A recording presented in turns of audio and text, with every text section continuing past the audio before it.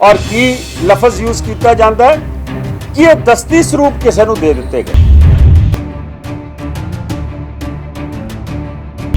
मैं अपील करता वा SGPC के स्टाफ नूं कि जिन्हां ते भी एक्शन हो रहा तुसीं बेबाकी नाल नाम लै दिओ, और जे तुसीं नाम लै दिओगे कि किन्हां दे आखे स्वरूप गए ने, कौम तुहाडे पिछे खड़ी होई।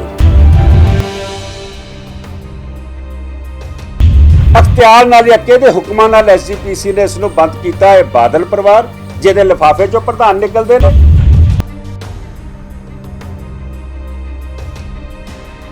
2007 ਦੇ ਵਿੱਚ ਇਹ ਮਸਲਾ ਉੱਠਦਾ ਡੇਰੇ ਨਾਲ ਜਦੋਂ ਪੋਸ਼ਾਕ ਪਾਈ ਜਾਂਦੀ ਹੈ। ਇਹ ਵੀ ਕਹਿਤਾ ਬੀਬੀ ਨੇ ਕਿ ਪੋਸ਼ਾਕ ਜਿਹੜੀ ਉਹ ਬਾਦਲ ਸਾਹਿਬ ਨੇ ਦਿੱਤੀ ਹੈ।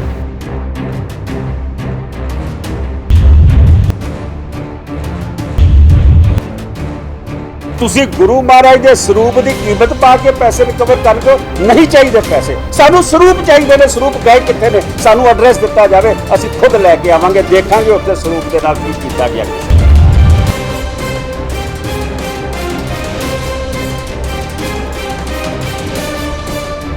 कि जदों 2017 की इलैक्शन हुई, जदों डेरे की वोटां लैण वास्ते इन्होंने सारा कर्मकांड किया, तो जे मैं बठिंडे प्रेस कॉन्फ्रेंस की और बठिंडे प्रेस कॉन्फ्रेंस में आख्या कि सानू डेरे की वोटां नहीं चाहिए, सार सुखबीर सिंह बादल बनू ऑर्डर करते हैं कि तुसीं इलैक्शन कैंपेन छड़ जाओ क्योंकि इलैक्शन 5 दिन रह गए हैं। ये मैं 30 जनवरी 31 जनवरी को किया सी, 4 फरवरी को वोटां सी, तुसीं वापस दिल्ली चले जाओ, तुसीं कोई बयान नहीं देना और डेरे दे वास्ते तुसीं कुछ नहीं बोलना।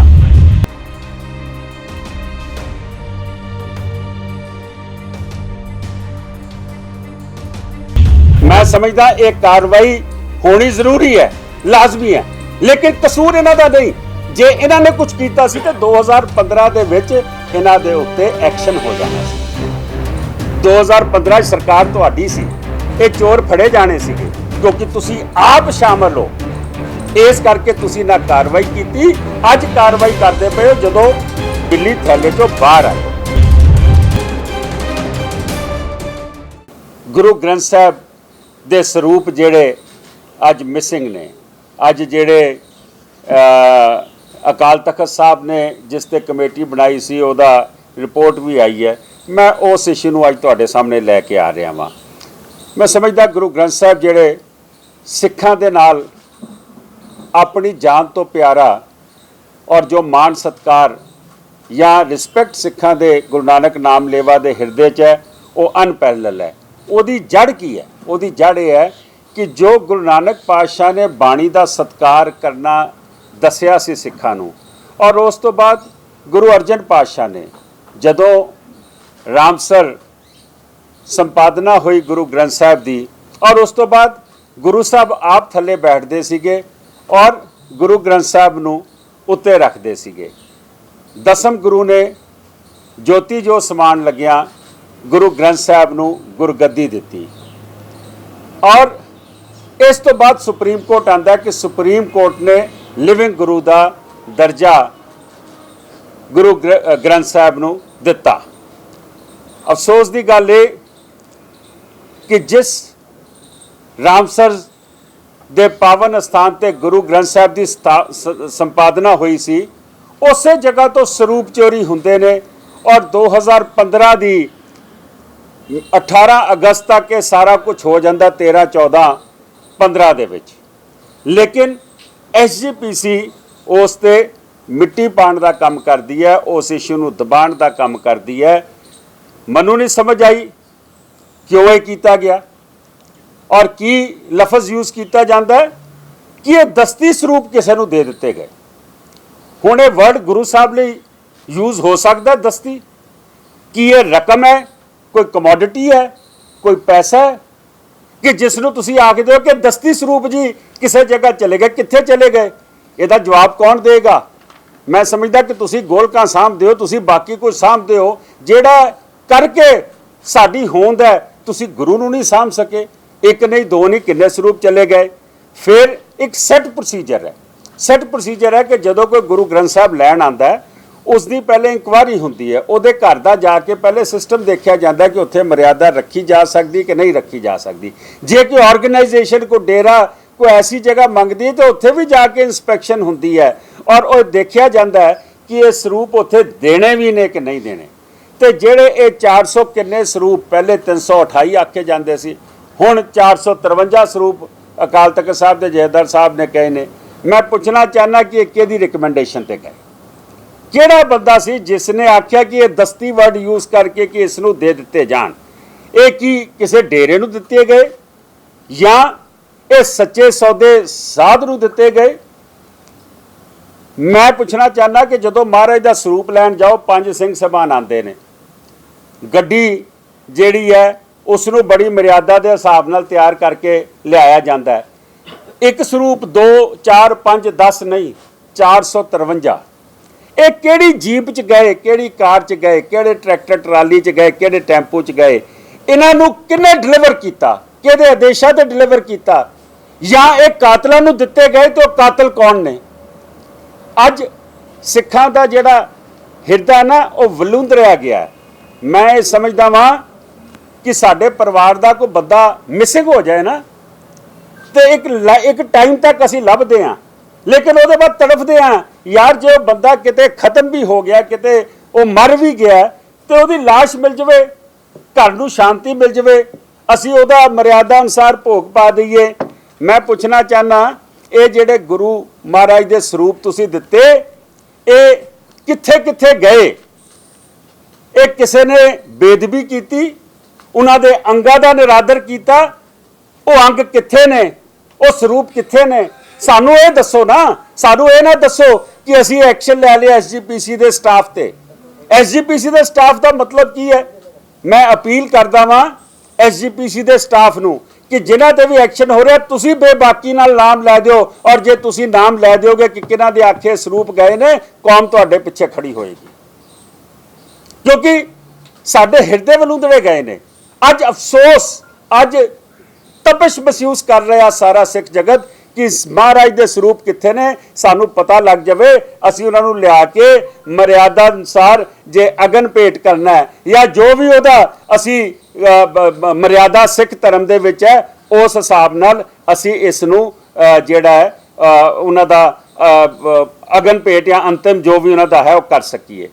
ਮੈਂ ਹਿਸਟਰੀ 'ਚ ਜਾਣਾ, ਗੁਰੂ ਹਰਗੋਬਿੰਦ ਪਾਤਸ਼ਾਹ ਗਵਾਲੀਅਰ ਦੀ ਜੇਲ੍ਹ ਦੇ ਵਿੱਚ ਬੰਦ ਹੁੰਦੇ ਨੇ, ਔਰ ਜਦੋਂ ਗਵਾਲੀਅਰ ਦੀ ਜੇਲ੍ਹ ਦੇ ਵਿੱਚ ਜਹਾਂਗੀਰ ਵੇਲੇ ਬੰਦ ਹੁੰਦੇ ਨੇ ਤੇ ਬਾਬਾ ਬੁੱਢਾ ਜੀ ਕਿੱਥੋਂ, ਅੰਮ੍ਰਿਤਸਰੋਂ, ਕੋਈ ਗੱਡੀ ਨਹੀਂ, ਕੋਈ ਮੋਟਰ ਨਹੀਂ, ਕੋਈ ਰੇਲ ਨਹੀਂ, ਕੋਈ ਹਵਾਈ ਜਹਾਜ਼ ਨਹੀਂ, ਬਾਬਾ ਬੁੱਢਾ ਜੀ ਕਿੱਥੋਂ ਚੱਲਦੇ ਨੇ ਔਰ ਸ਼ਬਦ ਚੌਂਕੀ ਜੱਥੇ ਨਾਲ ਸਾਰੀ ਜੇਲ੍ਹ ਦੀ ਪਰਿਕਰਮਾ ਕਰਦੇ ਨੇ।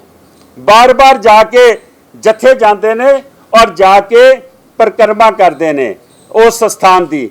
ਮੈਂ ਪੁੱਛਣਾ ਚਾਹੁੰਦਾ ਐਸਜੀਪੀਸੀ ਸਿੱਖਾਂ ਦੀ ਮਿਨੀ ਪਾਰਲੀਮੈਂਟ ਕਹੀ ਜਾਂਦੀ ਹੈ, ਸਿੱਖਾਂ ਦੀ ਨੁਮਾਇੰਦਾ ਜਮਾਤ ਕਹੀ ਜਾਂਦੀ ਹੈ, ਅੱਜ ਚੁੱਪ ਕਿਉਂ ਹੈ? ਅੱਜ ਕਿਸ ਦੇ ਕਹਿਣੇ ਤੇ ਚੁੱਪ ਹੈ? 2015 ਨੂੰ ਇਹ ਹੋਇਆ ਸੀਗਾ, ਇਸ ਨੂੰ ਮਿੱਟੀ ਕਿਉਂ ਪਾਈ ਗਈ? ਉਦੋਂ FIR ਕਿਉਂ ਨਹੀਂ ਦਰਜ ਕਰਾਈ ਗਈ? ਇਹ FIR ਦਰਜ ਹੋਣੀ ਚਾਹੀਦੀ ਸੀ 302 ਦੇ ਵਿੱਚ, 295A ਦੇ ਵਿੱਚ। ਇਹ ਕਿਹਦੇ ਅਖਤਿਆਰ ਨਾਲ ਜਾਂ ਕਿਹਦੇ ਹੁਕਮਾਂ ਨਾਲ ਐਸਜੀਪੀਸੀ ਨੇ ਇਸ ਨੂੰ ਬੰਦ ਕੀਤਾ? ਹੈ ਬਾਦਲ ਪਰਿਵਾਰ ਜਿਹਦੇ ਲਿਫਾਫੇ ਚੋਂ ਪ੍ਰਧਾਨ ਨਿਕਲਦੇ ਨੇ, ਉਹਨਾਂ ਨੇ ਤੁਹਾਨੂੰ ਕਾਰਵਾਈ ਕਰਨ ਤੋਂ ਰੋਕਿਆ। ਇਹਦੇ ਜ਼ਿੰਮੇਵਾਰ ਕੌਣ ਨੇ? ਮੈਂ ਸਮਝਦਾ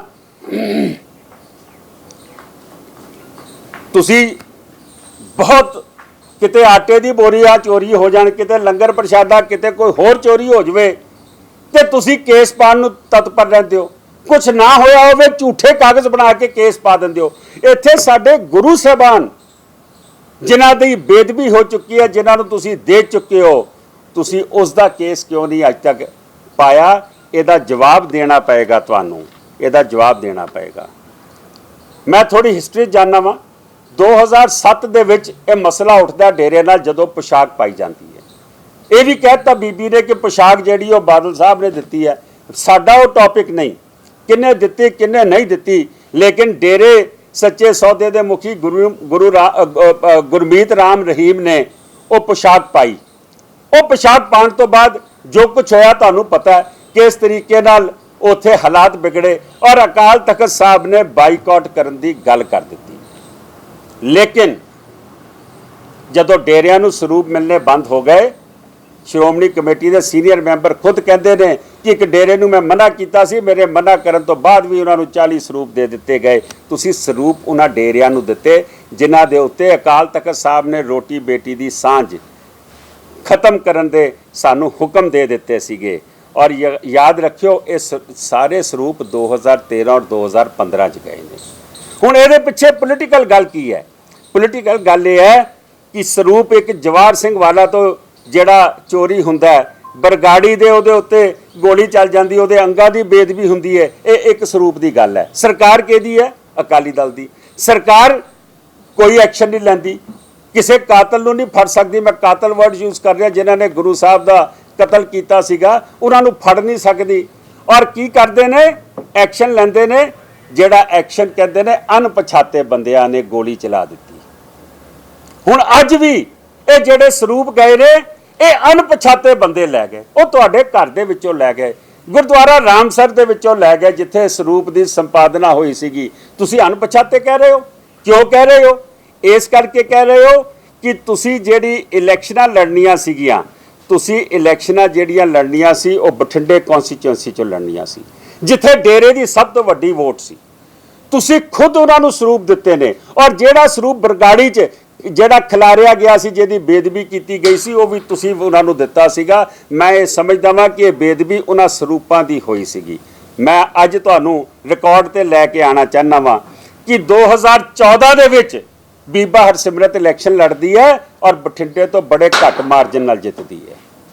2017 ਦੇ ਵਿੱਚ 2019 ਦੇ ਵਿੱਚ ਬੀਬਾ ਫਿਰ ਇਲੈਕਸ਼ਨ ਜਿੱਤਦੀ ਹੈ ਤੇ ਬੜੇ ਛੋਟੇ ਮਾਰਜਨ ਤੋਂ ਜਿੱਤਦੀ ਹੈ, ਕਿਉਂਕਿ ਤੁਸੀਂ ਡੇਰੇ ਦੀ ਵੋਟਾਂ ਲੈਣੀਆਂ ਸੀ। ਤੁਸੀਂ ਡੇਰੇ ਨੂੰ ਮਾਫੀ ਵੀ ਦਿੱਤੀ, ਗਲਤ ਤਰੀਕੇ ਨਾਲ ਮਾਫੀ ਦਿੱਤੀ, ਉਹਨੇ ਮਾਫੀ ਮੰਗੀ ਵੀ ਨਹੀਂ। ਤੁਸੀਂ ਆਪ ਟਾਈਪਰਾਈਟਰ ਅਕਾਲ ਤਖਤ ਸਾਹਿਬ ਦੇ ਟਾਈਪਰਾਈਟਰ ਤੇ ਟਾਈਪ ਕਰਕੇ ਤੁਸੀਂ ਇਹਦੀ ਮਾਫੀ ਮੰਗੀ। ਮੈਂ ਇਹ ਸਮਝਦਾ ਵਾਂ ਕਿ ਤੁਹਾਡੇ ਪਿੱਛੇ ਮਨਸਾ ਜਿਹੜੀ ਸੀ, ਤੁਹਾਡੇ ਪਿੱਛੇ ਵੋਟ ਦੀ ਮਨਸ਼ਾ ਸੀਗੀ। ਤੁਸੀਂ ਵੋਟਾਂ ਲੈਣ ਵਾਸਤੇ ਗੁਰੂ ਨੂੰ, ਮੈਂ ਸਮਝਦਾ ਤੁਸੀਂ ਗੁਰੂ ਸਾਹਿਬਾਨ ਦਾ ਸੌਦਾ ਕਰ ਦਿੱਤਾ। ਤੁਸੀਂ ਗੁਰੂ ਦੇ ਨਹੀਂ ਹੋਏ, ਤੁਸੀਂ ਡੇਰਿਆਂ ਦੇ ਹੋ ਗਏ, ਤੁਸੀਂ ਰਾਜਨੀਤੀ ਦੇ ਹੋ ਗਏ। ਮੈਂ ਸਮਝਦਾ ਵਾਂ ਤੁਸੀਂ 453 ਸਰੂਪ ਜਿੱਦਾਂ ਮੈਂ ਆਖਿਆ, ਤੁਸੀਂ ਗੁਰੂ ਨਾਲ ਧਰੋਹ ਕੀਤਾ ਹੈ। ਤੁਹਾਨੂੰ ਸੱਤਾ ਪਿਆਰੀ ਸੀ, ਤੁਹਾਨੂੰ ਗੁਰੂ ਪਿਆਰਾ ਨਹੀਂ ਸੀਗਾ। ਮੈਂ ਜਗ ਆਸਰਾ ਗੁਰੂ ਢੱਲੋਂ ਅੱਜ ਜਿਹੜਾ ਤੁਹਾਨੂੰ ਬੁਲਾਇਆ ਗਿਆ, ਤੁਹਾਨੂੰ ਯਾਦ ਕੀਤਾ, ਮੈਂ ਸਮਝਦਾ ਕਿ ਇਸ ਵੇਲੇ ਸਾਡੇ ਹਿਰਦੇ ਵਲੂੰਦੜੇ ਗਏ ਨੇ। ਸਾਨੂੰ ਪਤਾ ਲੱਗੇ ਕਿ ਉਹ ਅੰਗ ਕਿੱਥੇ ਪਏ ਨੇ, ਸਾਨੂੰ ਪਤਾ ਲੱਗੇ ਕਿ ਉਹ ਸਰੂਪ ਕਿੱਥੇ ਪਏ। ਚਲੋ ਦੇ ਦਿੱਤੇ, ਪਰ ਦਿੱਤੇ ਕਿਹਨੂੰ?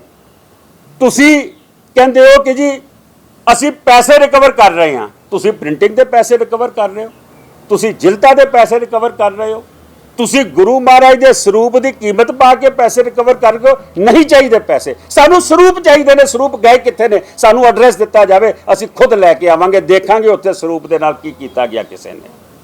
ਇਹ ਸਾਡਾ ਕੰਮ ਹੈ, ਇਹ ਮੇਰਾ ਨਹੀਂ ਹੈ, ਇਹ ਸਾਰੇ ਗੁਰੂ ਨਾਨਕ ਨਾਮ ਲੇਵਾ ਦਾ। ਉਹ ਭਾਵੇਂ ਮੈਂ ਸਮਝਦਾ ਸਿੰਘ ਸਭਾਵਾਂ ਹੋਣ, ਭਾਵੇਂ ਇਸਤਰੀ ਸੰਸਦ ਸਭਾਵਾਂ ਹੋਣ, ਭਾਵੇਂ ਨਿਹੰਗ ਸਿੰਘ ਜਥੇਬੰਦੀਆਂ ਹੋਣ, ਇਹ ਜਿੰਨੀਆਂ ਜਥੇਬੰਦੀਆਂ ਨੇ, ਮੈਂ ਸਮਝਦਾ ਸ਼ਬਦ ਚੌਂਕੀ ਜਥੇ ਨੇ। ਮੇਰੀ ਬੇਨਤੀ ਹੈ ਕਿ ਆਪਣੇ ਸਾਰਿਆਂ ਦਾ ਫਰਜ਼ ਬਣਦਾ, ਕਿਉਂਕਿ ਸ਼੍ਰੋਮਣੀ ਗੁਰਦੁਆਰਾ ਕਮੇਟੀ ਆਪਣੇ ਫਰਜ਼ ਤੋਂ ਟਲ ਗਈ ਹੈ, ਆਪਣੇ ਫਰਜ਼ ਤੋਂ ਪਿੱਠ ਮੋੜ ਚੁੱਕੀ ਹੈ। ਕਿਹਨਾਂ ਕਰਕੇ ਪਿੱਠ ਮੋੜੀ ਹੈ? ਉਹ ਮੋੜੀ ਹੈ ਬਾਦਲ ਪਰਿਵਾਰ ਕਰਕੇ, ਜਿਹਦੇ ਲਿਫਾਫੇ ਚੋਂ ਪ੍ਰਧਾਨ ਨਿਕਲਦਾ।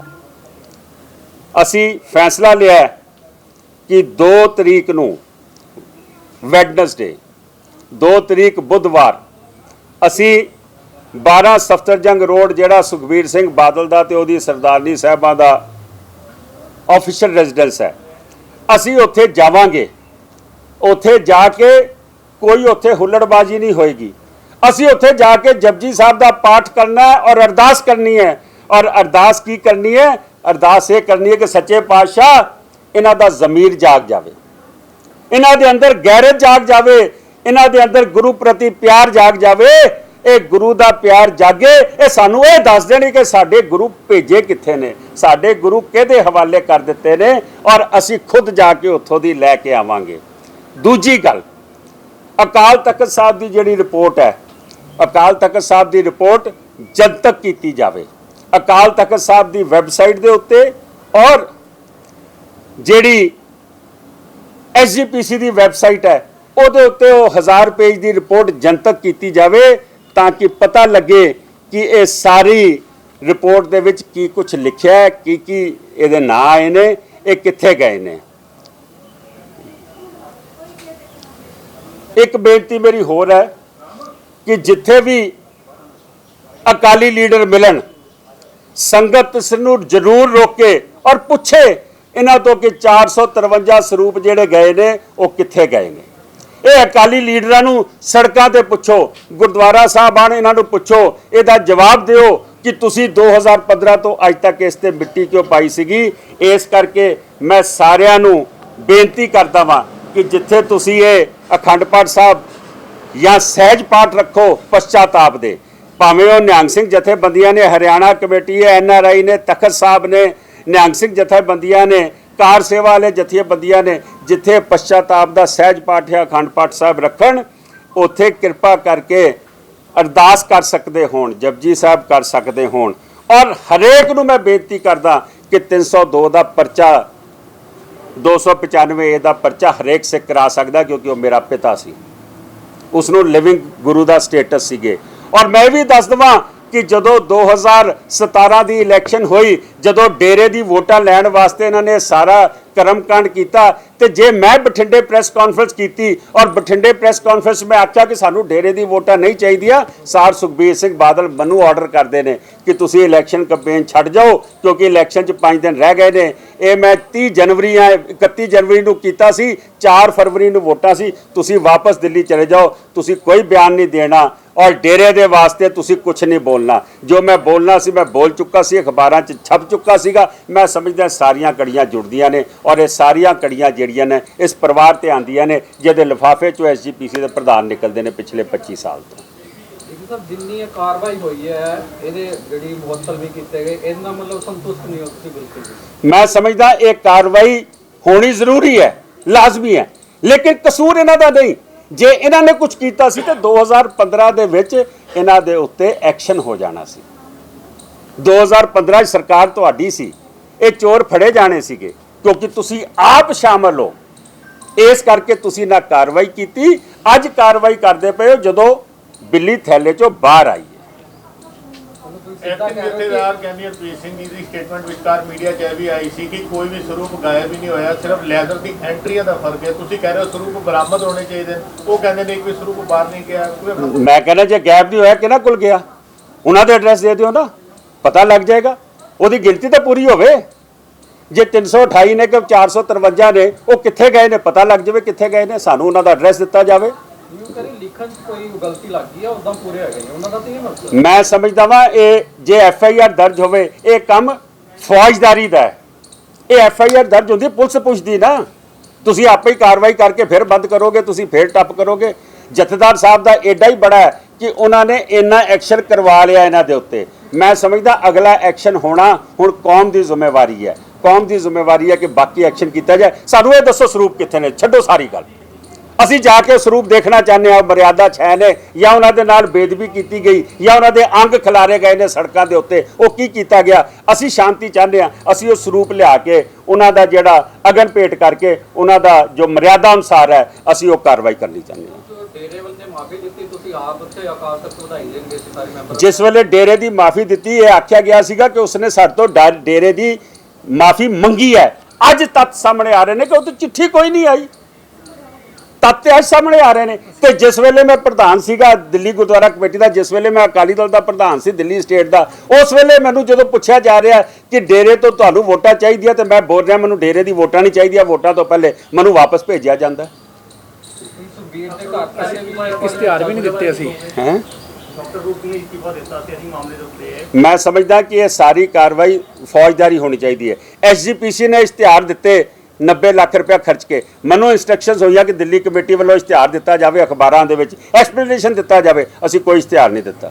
ਸੁਖਬੀਰ ਦੇ ਸਾਹਿਬ ਪਹਿਲੇ ਵੀ ਤੁਸੀਂ ਇੱਕ ਪ੍ਰਦਰਸ਼ਨ ਕਰਨ ਦਾ ਫੈਸਲਾ ਕੀਤਾ ਸੀ ਬਾਈ ਤਾਲਤਾ, ਹੁਣ ਜਿਹੜਾ PTC ਦੇ ਬਾਰੇ ਸੀ ਉਹ PTC ਦੇ ਬਾਰੇ ਸੀ। PTC ਨੇ ਉਸੇ ਵੇਲੇ ਲਿਖ ਕੇ ਮੇਰੇ ਘਰ ਪਹੁੰਚ ਗਈ ਪੀਟੀਸੀ ਜੀ ਕਿ ਅਸੀਂ ਆਪਣਾ ਵਾਪਸ ਲੈਂਦੇ ਹਾਂ, ਅਸੀਂ ਆਪਣਾ ਕਲੇਮ ਵਾਪਸ ਲੈਂਦੇ ਹਾਂ, ਜਿਹੜਾ ਮਰਜ਼ੀ ਗੁਰਬਾਣੀ ਸਾਡੇ ਪੋਰਟਲ ਤੋਂ ਚੁੱਕ ਸਕਦਾ, ਅੱਗੇ ਟੈਲੀਕਾਸਟ ਕਰ ਸਕਦਾ। ਉੱਥੋਂ ਰਿਵਰਸ ਮਾਰਿਆ ਤੇ ਤਾਂ ਖਤਮ ਹੋਇਆ ਸੀ। ਜਪਜੀ ਸਾਹਿਬ ਦਾ ਪਾਠ ਔਰ ਅਰਦਾਸ ਕੀਤੀ ਜਾਏਗੀ ਬਸ। ਸਿਰਫ ਜਪਜੀ, ਅਸੀਂ ਕੋਈ ਹੁੱਲੜਬਾਜ਼ੀ ਨਹੀਂ, ਕੋਈ ਨਾਅਰੇਬਾਜ਼ੀ ਨਹੀਂ, ਅਸੀਂ ਸਿਰਫ ਆਪਣੇ ਮਨ ਨੂੰ ਸ਼ਾਂਤੀ ਵਾਸਤੇ ਜਾ ਰਹੇ ਹਾਂ।